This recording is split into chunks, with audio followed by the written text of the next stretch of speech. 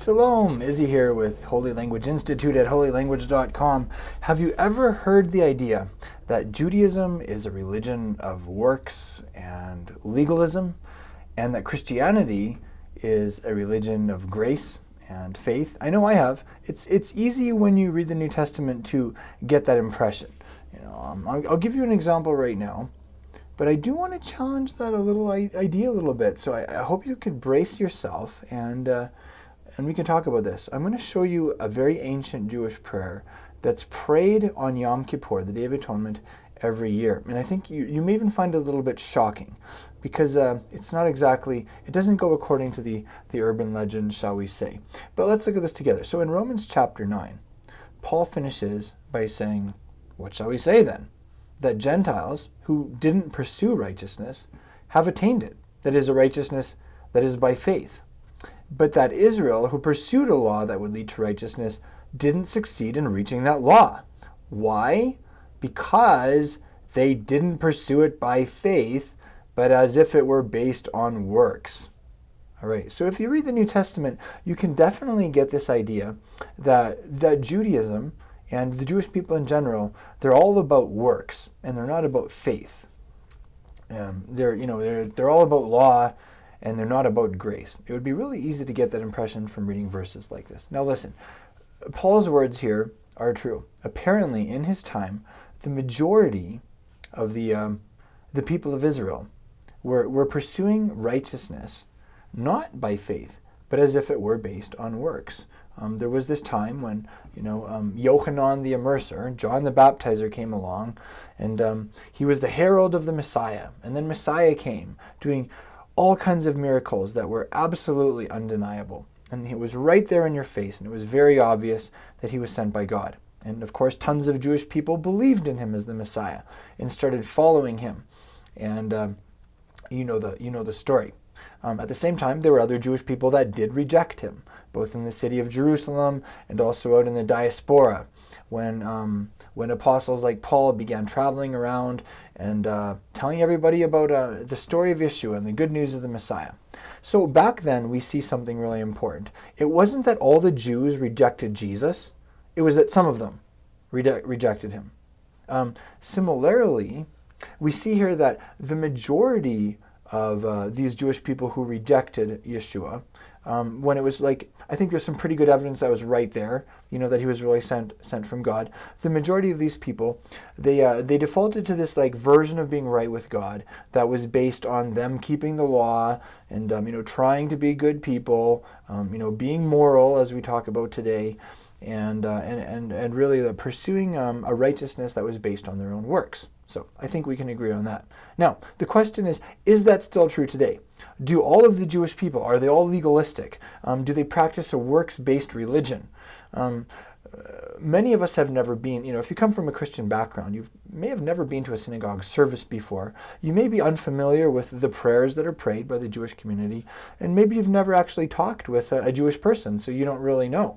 Maybe from a distance, you just, you kind of go by hearsay, and you go and you say, okay, well, obviously Judaism is a religion of works, and all of these things. Now, don't get me wrong. I've heard some horror stories. I really have. I met a guy, for instance, in Jerusalem, and he grew up in the ultra-Orthodox community. And the day came when he wanted to wear a different colored collared shirt instead of his white collared shirt, and he got kicked out for it. And that really did happen. Those things do happen. So don't get me wrong. Everything in the religious community isn't pretty and it isn't good. But at the same time, God loves the Jewish people. And God has this ongoing covenantal relationship with the nation of Israel, and you have to be really careful not to judge and not to write everybody off just because there are some extremes or some things that aren't so pretty. And I want to show you an example of this. So there's this prayer that's prayed on Yom Kippur, the Day of Atonement, and let's see if we can bring it up here. It's called the Avinu Malkeinu.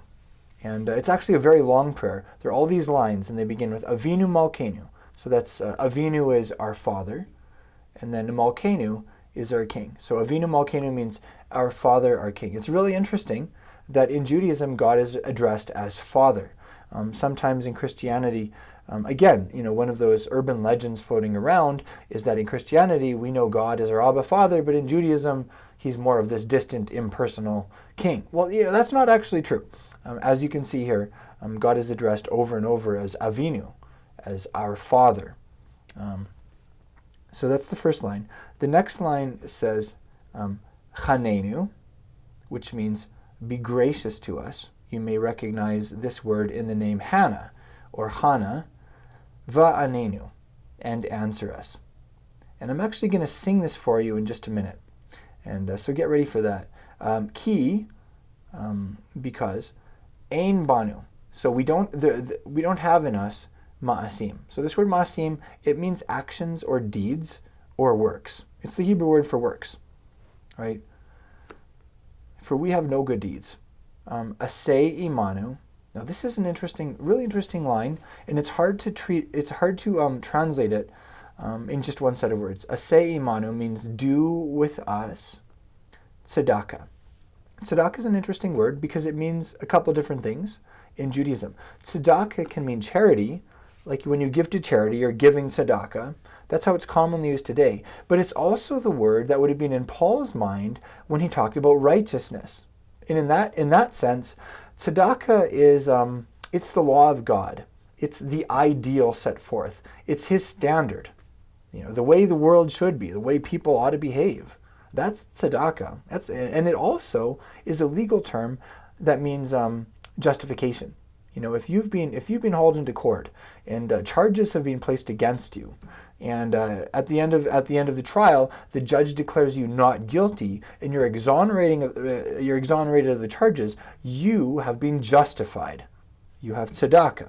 That's a really big word in the Hebrew language and in Judaism. This word for charity and righteousness and legal justification and exoneration, as you can see. So when you're translating it, you're like, oh shoot, which word do I use in English? So a lot of Jewish prayer books will use the word charity, but it also means righteousness. So one way of phrasing this would be treat us with charity. Another way would be to say, do with us righteousness. Or aseh can also mean make. Make for us righteousness. It almost sounds like make us righteous. Chesed. And chesed is another big word. Chesed in the Old Testament is the equivalent of the New Testament word for grace. The Greek word for grace in the New Testament is charis. And so Old Testament chesed is New Testament... how could we phrase this? Let's put it this way. Old Testament Hebrew chesed is New Testament Greek charis.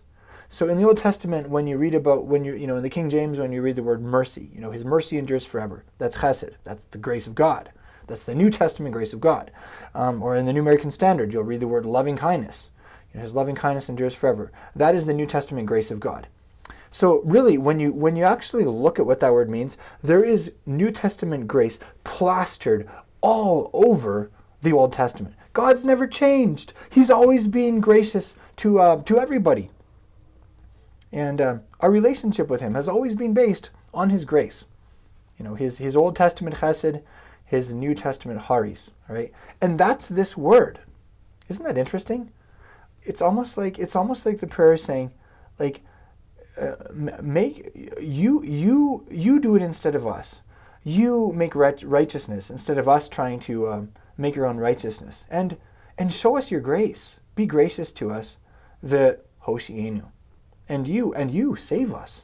Again, does this sound like justification by works? To you, does this sound like salvation? By trying to keep the law? No, this is a Jewish prayer. This is an ancient Jewish prayer.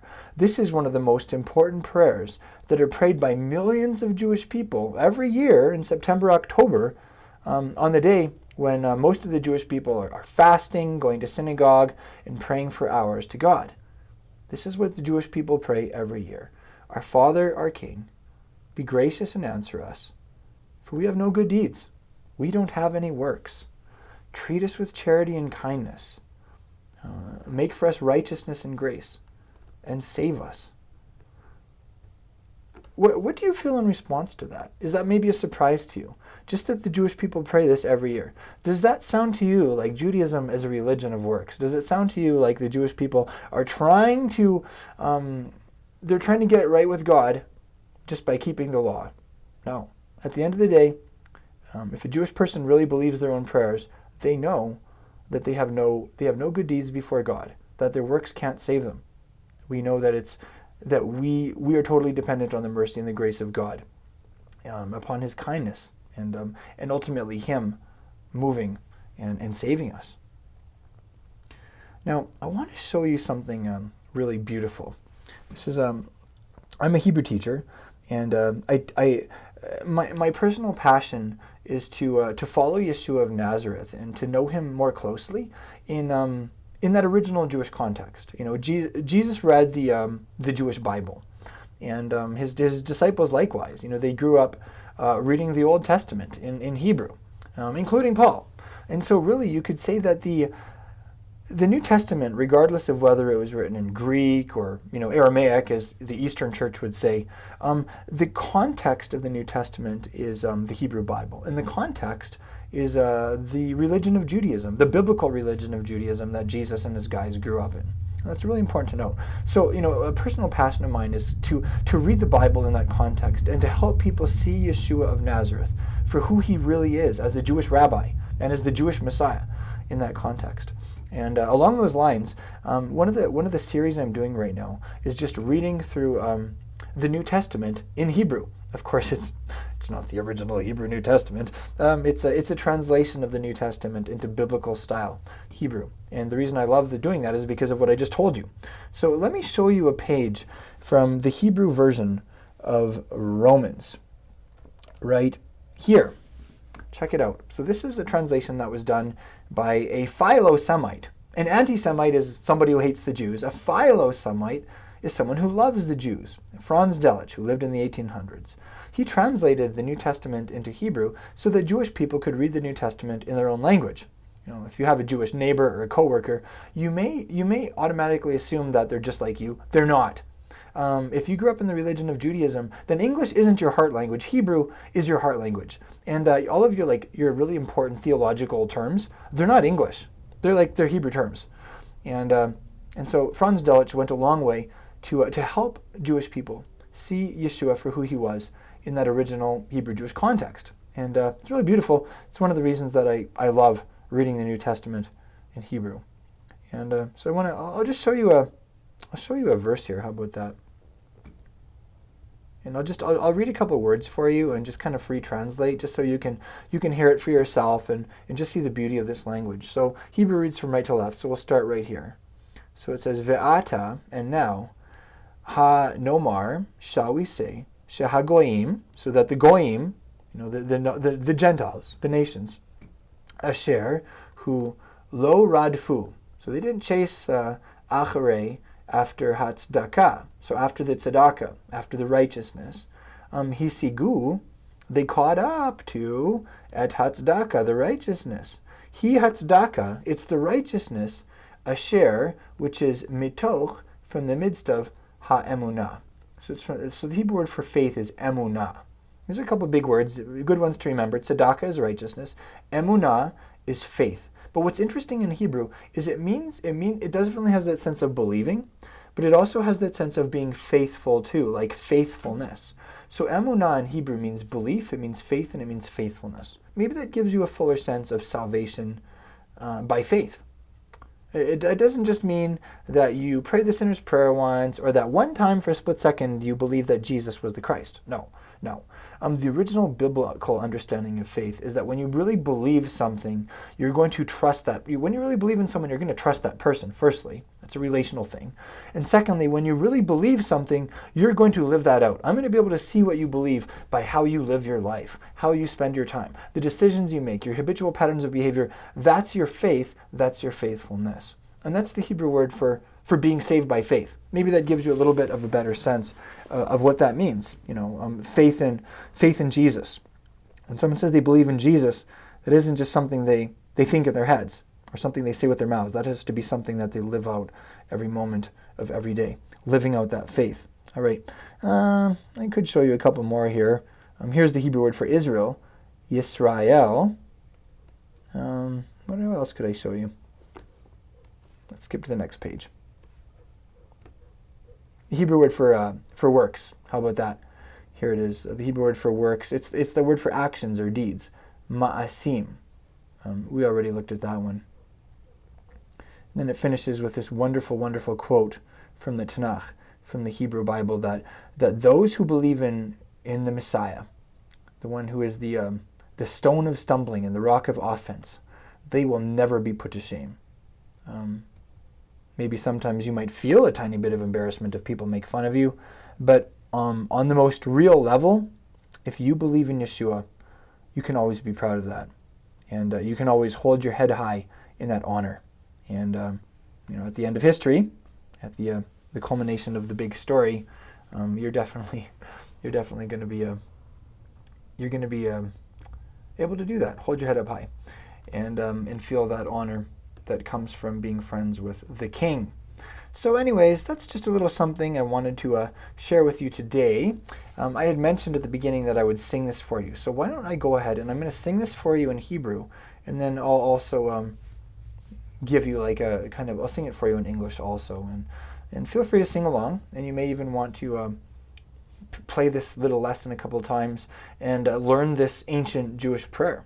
And pray it alongside the Jewish people. You could even, if you have a love for Israel and a heart for the Jewish people, I would even invite you to join me and join us, the Jewish people, in praying this prayer for the Jewish community, that God would indeed be gracious to the nation of Israel, that He would answer the prayers of the Jewish people, that He would treat Israel with charity and kindness, and save Israel, that He would make the Jewish people righteous, make them right with Him, and bring us all fully into that New Testament grace. Because listen, I'm going to say one more thing. Actually, forgive me, but this is a really big deal. Sometimes we think, the Jewish people, they're legalistic, but then Christians aren't legalistic. Have you ever known a legalistic Christian? I think we all have, someone who thinks that they're just right with God on the basis of keeping the rules. They're just like obsessed with just like doing everything right and keeping all the rules. Hey, it happens. Why? The reason for that isn't because of the religion that you belong to. It's the race of people that you belong to. We as the human race, we default to one of two sides of the tree of the knowledge of good and evil. You know the story. Adam and Eve had two options: eat from the tree of life, eat from the tree of the knowledge of good and evil.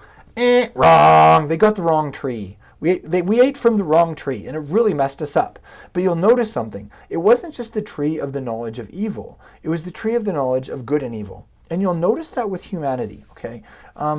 Like us outside of relationship with God, when God doesn't make us alive inside, when we don't eat from the tree of life, so to speak, then we're living off the wrong tree. And that means we're going to fall to one of two extremes. Either you're going to fall to the good side of the tree of the knowledge of good and evil, which means you're going to end up religious. You're going to end up like a super moral person. You're going to really pride yourself in doing what's right and keeping the rules, being a good person. But there's a flip side to that, and maybe you've noticed that. Often along with that comes pride, or a cold heart, or a double standard and hypocrisy. That's often what happens with religious people. And that kind of religion is part of the wrong tree. It's the tree of the knowledge of good and evil. And then what's the flip side? The flip side of legalism is lawlessness. That's more like the evil side, So generally speaking, humanity, us outside of relationship with God, and if we haven't experienced His life-giving Spirit in our lives, we're gonna go to the good side of the tree and we're gonna get religious, or we're gonna go to the bad side of the tree and we're gonna get lawless. But here's the thing. They're both the wrong tree. It's not the tree of life. So you want to start eating from the other tree. You want to eat from the tree of life. How do you do that? Come close to God through the Messiah. Believe in Yeshua and come to know Him personally for yourself. And you'll find that as you do that, He brings you to life inside. And He begins to breathe His Spirit of life through you. And suddenly it's no longer about trying to be a good person anymore. Or it's no longer about a binge life out of control. It's no longer that tree. It's like you're living in this relationship with God, and Yeshua is the one who is living through you, and it's a very powerful thing. And that really is the good news. The good news is that you don't have to eat from the tree of the knowledge of good and evil anymore. You can eat from the tree of life. All right, so having said that, let's just remember that there are religious people and legalistic people in every religion, and also there are lots of very legalistic, non-religious people, because that's human nature. All right, it's not about being Jewish or being Christian. That's just human nature, and we all need somebody to come and save us, and that's where Yeshua comes into the picture. All right, so here's the song. It goes, Avinu Malkeinu Chanenu va'anenu. And then it repeats. Avinu Malkeinu Chanenu va'anenu Ki ein banu masim. And then it repeats. And then we go to this line. Aseh imanu tzedakah v'chesed. Aseh imanu tzedakah v'chesed v'hoshienu. So that's the Hebrew. How would this go in English? Let's try and sing it in English. It would go something like that. It would go like, Our Father, our King, be gracious and answer us. Our Father, our King, be gracious and answer us, for we have no good deeds. Treat us with charity and kindness.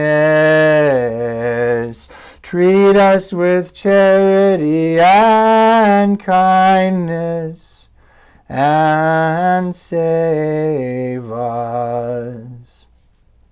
Anyways, that's the tune.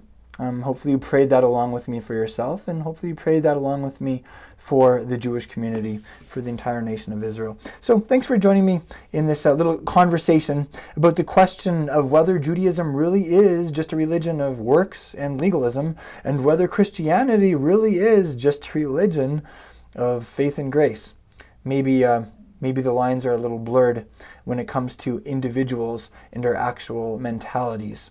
And hopefully that's just given you a meaningful look into the Jewish heart and soul. Hopefully, hopefully you feel a little bit closer to the Jewish community just from this conversation with me as a Messianic Jew, and learning one of the ancient Jewish prayers and hearing it sung in Hebrew.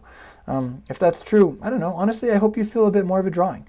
I hope that maybe you're interested in learning a little bit more about Judaism so that you can know Yeshua better, and so that maybe you can even represent him better to his own Jewish people. If that's the case, I would love to have you learning with me. Come see us at holylanguage.com. We're an online educational website. We're also a tribe of people. We're a community. I like to call us a tribe. And that's what our focus is. Our focus is on following Yeshua, discipleship to him, coming closer to him by learning about that original Jewish context of the Bible, studying a little Hebrew, stuff like this. Anyways, I'd love to have you join us. Come see us at holylanguage.com. Become a member of our community. And thanks again for joining me in this little conversation.